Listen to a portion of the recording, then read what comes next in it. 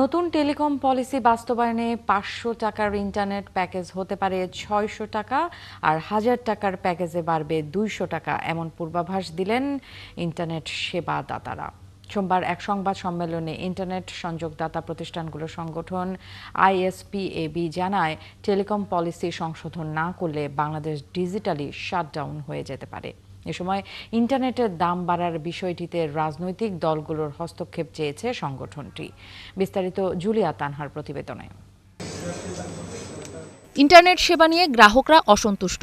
যে মানের লাইন নেয় সে মানের সেবা পাওয়া যায় না। এমন অবস্থায় সরকারের প্রস্তাবিত নীতিমালায় বিভিন্ন ফি ও চার্জ আরোপ করা হয়েছে। এর ফলে গ্রাহক পর্যায়ে ইন্টারনেট সেবার খরচ আরও অন্তত 20% পর্যন্ত বাড়বে। ইন্টারনেট সেবার খরচ অতিরিক্ত প্রায় 20% বৃদ্ধি পাবে। এসব সংকট নিয়ে সোমবার রাজধানীর একটি হোটেলে internet service providers association ISPAB সংবাদ সম্মেলনে গণমাধ্যমের কাছে বিষয়গুলো তুলে ধরেন। লাইসেন্স অ্যাকুইজিশন ফি যদি 2.5 গুণ বেড়ে যায়, তা ডেফিনেটলি আমার ক্রয় মূল্য বাড়বে। অ্যানুয়াল লাইসেন্স ফি যদি আপনি দেখেন 3 কোটি, সেটা হয়ে যাচ্ছে 20 কোটি।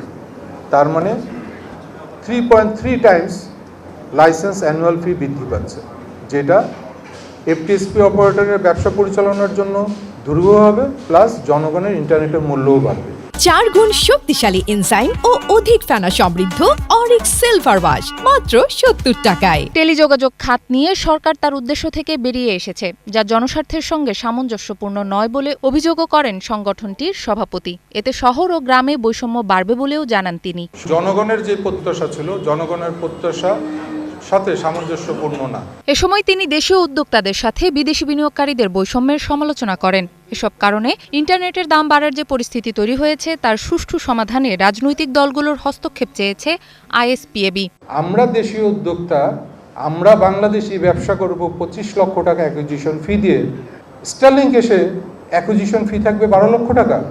রাজনৈতিক দলগুলি যদি এখন এই টেলিকম পলিসিতে হস্তক্ষেপ না করে, এই তরুণ প্রজন্ম কিংবা এই ব্যবসায়ী সমাজ খুব সচেতনভাবে আগামী নির্বাচনে আমাদের সিদ্ধান্ত আসবে।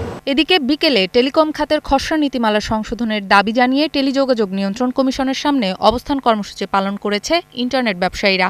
মোবাইল কোম্পানিগুলোকে এবং এই স্টারলিংক, এই দুইটা কোম্পানিকে সেভ করার জন্য, তাদেরকে সুযোগ সুবিধা দেওয়ার জন্য এই পলিসিগুলো অবলম্বন করা হয়েছে। অ্যাজ এ রেজাল্ট যেটা হবে, খুব শর্ট টাইমের ভিতরে আমরা যারা দেশীয় উদ্যোক্তা, ক্ষুদ্র এবং মাঝারি উদ্যোক্তা যারা আছি, আমাদের ব্যবসা থেকে সরে যাওয়ার একটা সম্ভাবনা তৈরি হয়েছে। এই নীতিমালার গাইডলাইন যদি পরিবর্তন না করে, আমরা কঠোর আন্দোলনে যাব।